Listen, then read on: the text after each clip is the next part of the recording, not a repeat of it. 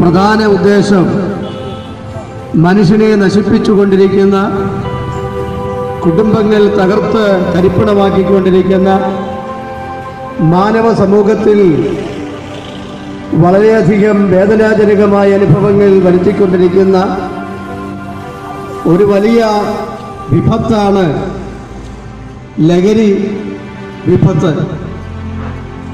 അത് വിവിധ നിലകളിൽ മനുഷ്യൻ ലഹരിക്ക് അടിമകളായി തീർന്നുകൊണ്ടിരിക്കുന്നു. മദ്യപാനം ഒരു ഭാഗത്ത്, മദ്യപാനം വരുത്തി വയ്ക്കുന്ന വിപത്ത് അനേക പിഞ്ചു കുഞ്ഞുങ്ങൾ തകർക്കപ്പെടുന്നു. ജീവിച്ചിരിക്കുന്ന കുഞ്ഞുങ്ങൾ അനാഥരായി തീർന്നുകൊണ്ടിരിക്കുന്നു. വളരെ പ്രതീക്ഷകളോടുകൂടെ ജീവിതം ആരംഭിച്ച അനവധി സഹോദരിമാർ വിധവമാരായി തീർന്നുകൊണ്ടിരിക്കുന്നു. മറ്റു പലരും അവരുടെ ഉന്നതമായ പ്രതീക്ഷകൾക്ക് നഷ്ടം സംഭവിച്ചിട്ട് പ്രതീക്ഷകൾ തകർന്നു തരിപ്പണമായി ആശയറ്റവരായി ഈ ലോകത്തിലെ ജീവിതത്തെ കയ്പായി എണ്ണി ജീവിതം അവസാനിപ്പിക്കുവാനുള്ള വ്യഗ്രതയിൽ ആത്മഹത്യക്കുള്ള അവസരങ്ങൾ നോക്കി നിൽക്കുന്ന പ്രത്യേക സാഹചര്യം.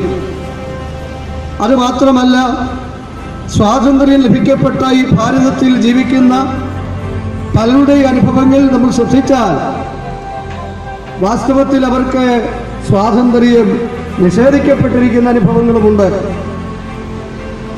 ഇതിൻ്റെ എല്ലാം പശ്ചാത്തലത്തിൽ സ്വാതന്ത്ര്യം ആഘോഷിക്കുന്ന എല്ലാ പ്രിയപ്പെട്ടവരും നമ്മുടെ ഇന്ത്യയുടെ ഭരണഘടന അനുശാസിക്കുന്ന ആ നിയമങ്ങൾക്ക് കീഴ്പ്പെടുകയും അതനുസരിക്കുകയും അതിന് വിധേയപ്പെടുകയും ചെയ്ത നമ്മുടെ ഭാരതത്തിൽ നാം ആഗ്രഹിക്കുന്ന സമാധാനം കൈവരിക്കുവാനായിട്ട് സാധിക്കും. ഭാരതത്തിൻ്റെ ഭരണഘടനയിൽ ഉദ്ദേശിക്കുന്നത് മതേതരത്വം ഒരു പ്രധാന ഭാഗമാണ്.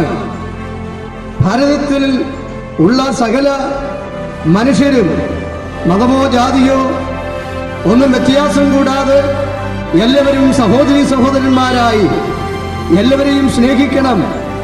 ഭാരതത്തിൻ്റെ ഈ ഭരണഘടനാപരമായ നിയമങ്ങൾ അംഗീകരിക്കാതെ വരുമ്പോഴാണ് അതിൻ്റെ ദൂഷ്യഫലങ്ങളായ ദോഷം സമൂഹത്തിൽ നടമാടിക്കൊണ്ടിരിക്കുന്നത്.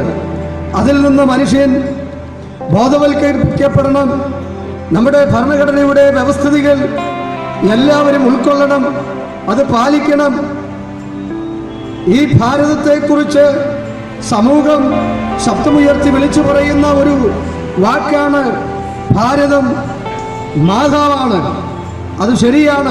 ഭാരതം മാതാവാണെങ്കിൽ ഈ ഭാരതത്തിൽ ജന്മം കൊണ്ട ഓരോരുത്തരും ഭാരതത്തിൻ്റെ മക്കളാണ്. ഈ ഭാരതമെന്ന അമ്മയുടെ മക്കളായി ജനിക്കപ്പെട്ടവർ തമ്മിൽ വൈരുദ്ധ്യമോ തമ്മിൽ വിദ്വേഷങ്ങളോ തമ്മിൽ സ്വാതന്ത്ര്യത്തെ ഹനിപ്പിക്കുന്നതുമായ പ്രവണതകൾ പാടില്ല എന്ന് ശബ്ദമുയർത്തി നമ്മുടെ സമൂഹത്തോട് വിളിച്ചറിയിക്കുവാനുള്ള പ്രത്യേക പ്രതിജ്ഞയോടുകൂടെയാണ് അഖിലേന്ത്യാ പെന്തിക്കോസ്ത് ദൈവസഭ എന്ന പ്രസ്ഥാനം, അതിലെ യുവതി യുവാക്കൾ സഹോദരങ്ങൾ ചേർന്ന് ഈ സ്വാതന്ത്ര്യം ആഘോഷിക്കുന്ന ഭാരതത്തിലെ മറ്റെല്ലാവരോടും ചേർന്ന് ഞങ്ങളും ഈ സന്ദേശം അറിയിക്കുന്നത്. ഞങ്ങൾക്കൊരു കാര്യം പറയുവാനുണ്ട്.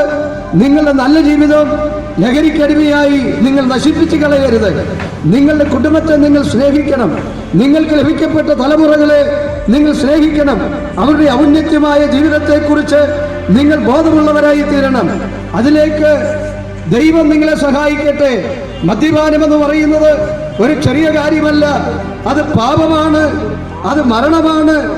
വിശുദ്ധ ഗ്രന്ഥമെന്ന ബൈബിൾ പറയുന്നത് ഇത് അണലി വിഷം പോലെ വിഷമുള്ളതാണ്, സർപ്പവിഷം പോലെ സർപ്പമുള്ളതാണ്.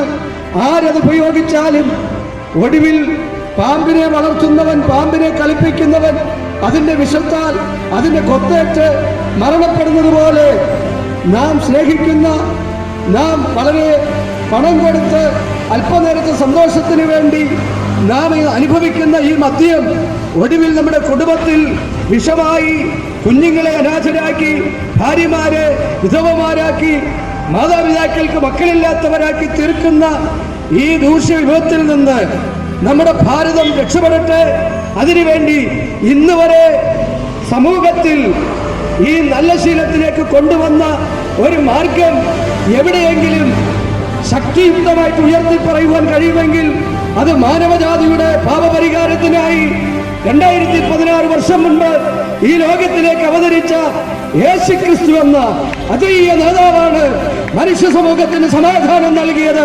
ഈ പാപത്തിന്റെ പരിണതഫലത്തിൽ നിന്ന് വിടുവിച്ചത്, ഈ വിഷമത്തിൽ നിന്ന് വിടുവിച്ചത്. നമ്മുടെ സമൂഹം, ഇവിടെ ഞങ്ങൾ ശബ്ദം കേൾക്കുന്ന നിങ്ങൾ എല്ലാവരും ഈ യേശുക്രിസ്തുവിന്റെ വക്താക്കളും സാക്ഷികളുമായി തീർന്നാൽ നിങ്ങളുടെ കുടുംബത്തിൽ സമാധാനം നീണാൽ വാഴും എന്നുള്ള വാക്കുകളോടുകൂടെ ഈ പ്രഭാഷണം ഇവിടെ അവസാനിപ്പിക്കുന്നു. ഈ സ്ഥലത്തുള്ള നിങ്ങൾ ഞങ്ങളോട് സഹകരിച്ച ഈ സഹകരണത്തിൽ ദൈവം ഈ ദേശനിവാസികളെ സഹായിക്കുകയും അനുഗ്രഹിക്കുകയും ചെയ്യുമാറാകട്ടെ.